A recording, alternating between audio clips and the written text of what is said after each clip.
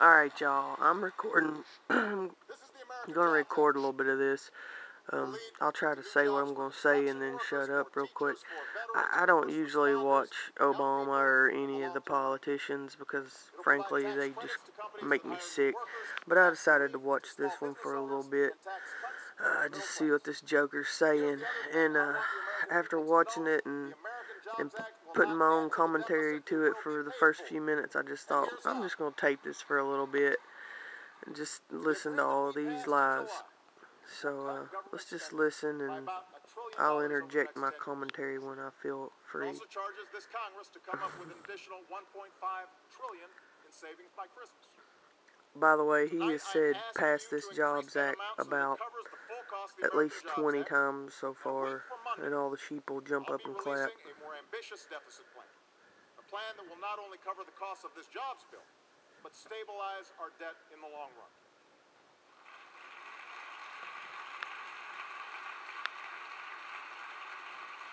I may not even save this. I don't know. We'll see. This approach is basically the one I've been advocating for months. In addition to the $1 trillion of spending cuts I've already signed into law, it's a balanced plan that would reduce the deficit by making additional spending cuts, by making modest adjustments to healthcare programs like Medicare and Medicaid. 600 billion, I think he said. Where's he getting this 600 billion?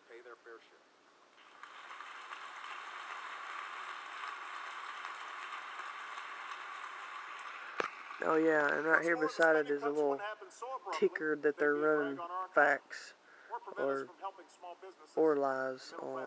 Every now and then they'll put something up. I realize there's some in my party who don't think we should make any changes at all to Medicare and Medicaid, and I understand their concerns. But here's the truth. Millions of Americans rely on Medicare in their retirement.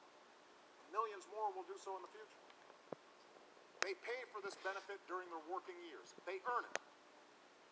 But with an aging population and rising healthcare costs, we are spending too fast to sustain the program. And if we don't gradually reform the system while protecting current beneficiaries, it won't be there when future retirees need it. Alright, so they're going to start taking money away from retirees. I'm also... Which, anybody my age or younger, I'm 39... Anybody? Oh look, here goes the sheeple standing up. I don't even know what he said. Who cares? But we all know we're not going to get none of that money anyway. Don't believe we should raise taxes on those who are most fortunate and can best afford it. But here's what every American knows.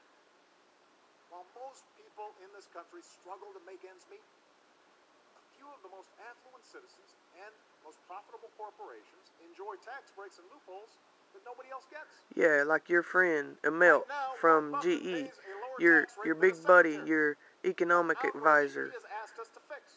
Yeah, he paid nothing. We need a tax code where everyone gets a fair shake. Yeah, let's talk about, how about your tax code, buddy? You paid less in taxes last year than I did, you jack off. Quit calling out your other people, buddy. And by the way, I believe call out yourself. Wealthy Americans and CEOs are willing to do just that if it helps the economy grow. How about you, Obama? You willing to do just that? I'll also offer ideas to reform a corporate tax code that stands as a monument to special interest influence. Oh boy, here we go. By eliminating pages of loopholes and deductions, we can lower one of the highest corporate tax rates in the world. Our tax code should not give an advantage to companies that can afford the best connected lobbyists.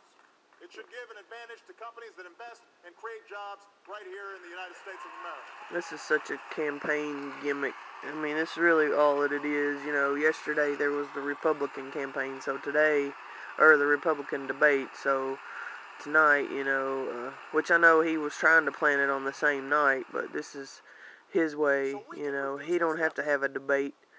Because it's all Obama. How you going to pay down your debt? But in order to do this, we have to decide what our priorities are. We have to ask ourselves, there's the what's columns. the best way to grow the economy and create jobs?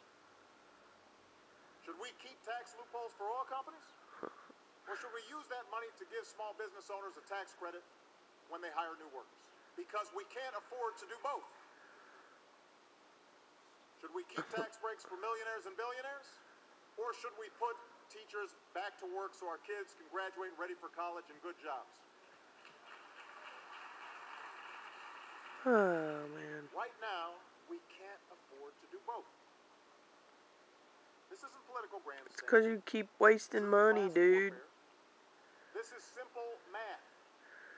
I mean, does anybody realize how much money this man has wasted? This man and his cabinet and his people. I know what most Americans would choose. It's not even close. And it's time for us to do Wasted. what's right for our future. Wasted money. Go look it up. Governmentwaste.com. Just look it up. Check it out sometime, guys.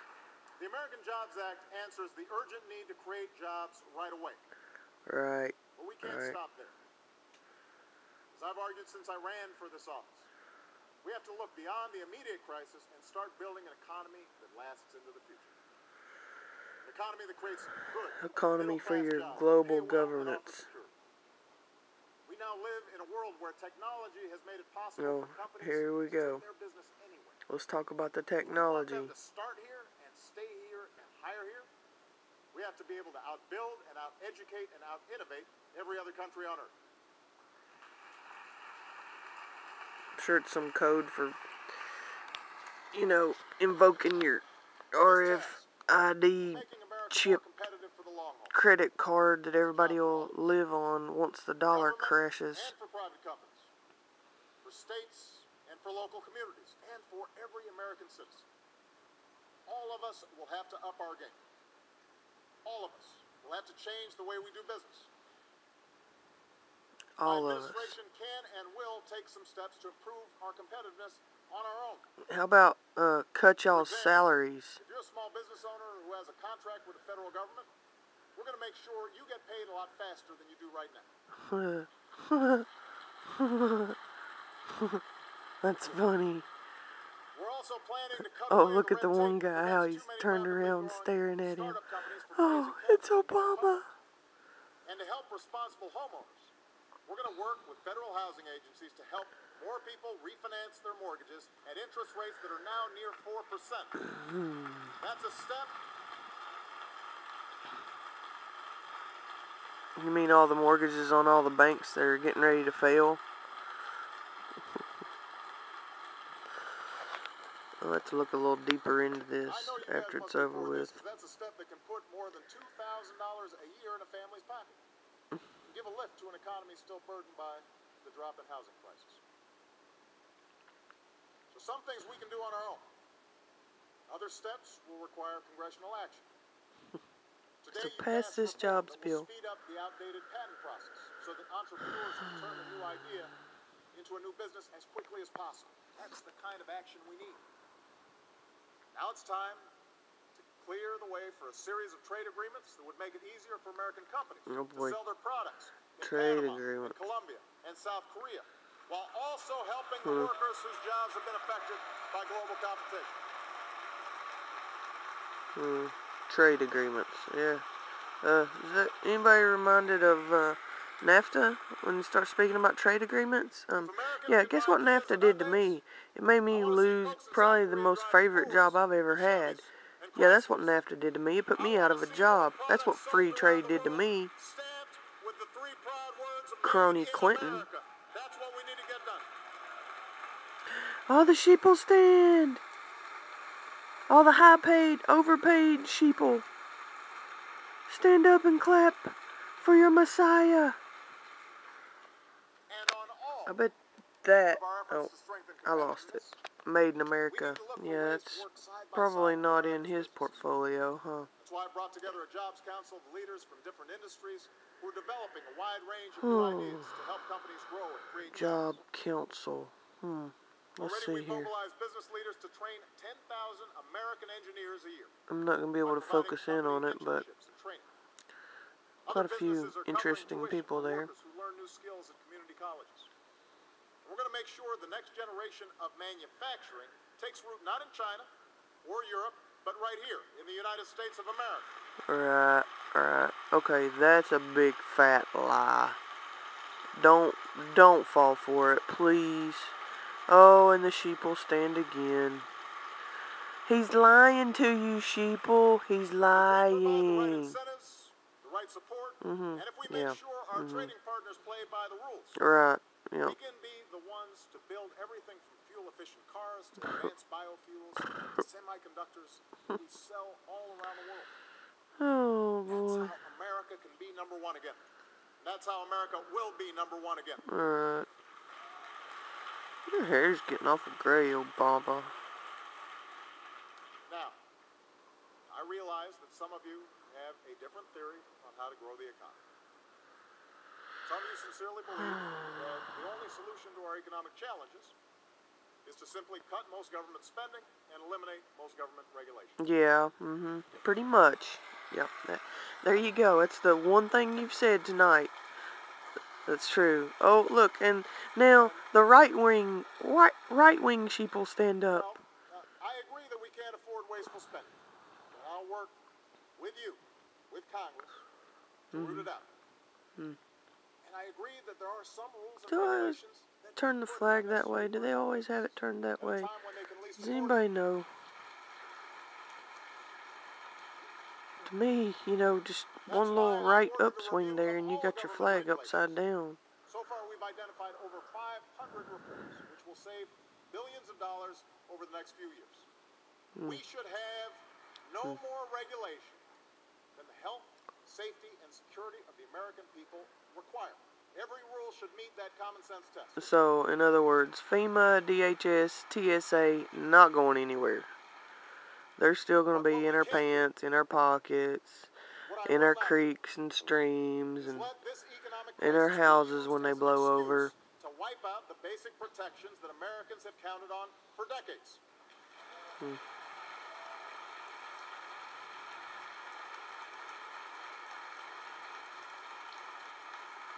Half the sheep will stand. I reject the idea that we need to ask people to choose Look at those columns. I can't remember what it stands for, but it stands for something. We have to roll back protections that ban hidden fees by credit card companies, or rules that keep our kids from being exposed to mercury, or laws that prevent the health insurance industry from shortchanging patients. I reject the idea that we have to strip away collective bargaining rights to compete in a global economy. Is that right? Global economy, notice he said there. Global. Keyword being global. We shouldn't be in a race to the bottom, where we try to offer the cheapest labor and the worst pollution standards. America should be in a race to the top, and I believe we can win that race. Right, dude.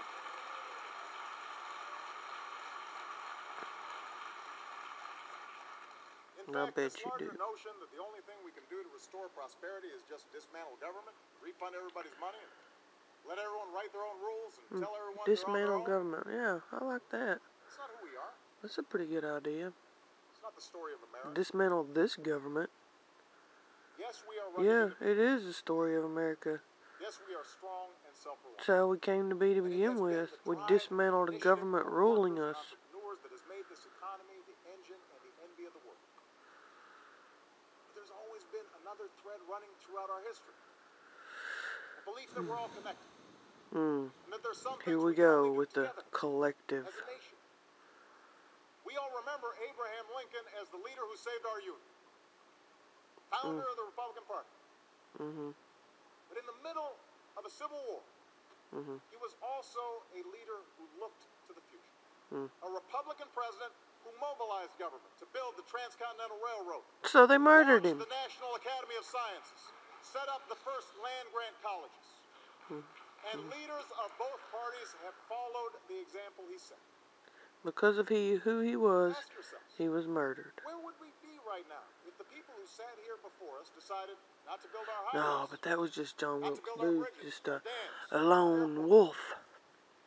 What would this country be like if we had chosen not to spend money on public high schools, or research universities, or community colleges? You know those schools where they dumb down all your children? Heroes, including my grandfather, had the opportunity to go to school because of the GI Bill. Where would we be if they hadn't had that chance? Where'd your grandfather go to school? Some foreign country somewhere?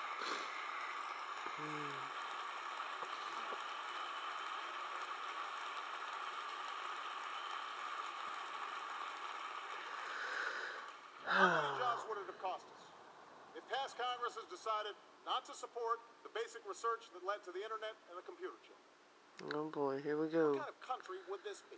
Now that's If scary. this chamber Computer had voted chips. down Social Security or Medicare just because it violated some rigid idea about what government could or could not do, how many Americans would have suffered as a result? No single individual built America on their own. We built it together. We have been and always will be one I nation, love how he always under God, says we. indivisible, with Oh. liberty and justice for all. Wow. A nation with responsibilities Wow. to ourselves and with I'm responsibilities to shocked. one another. I'm shocked right here, Members people. of Congress, it is time He for actually us to say meet under our God. Did I hear that responsibilities. right? This man right here actually said under God. I can't believe that.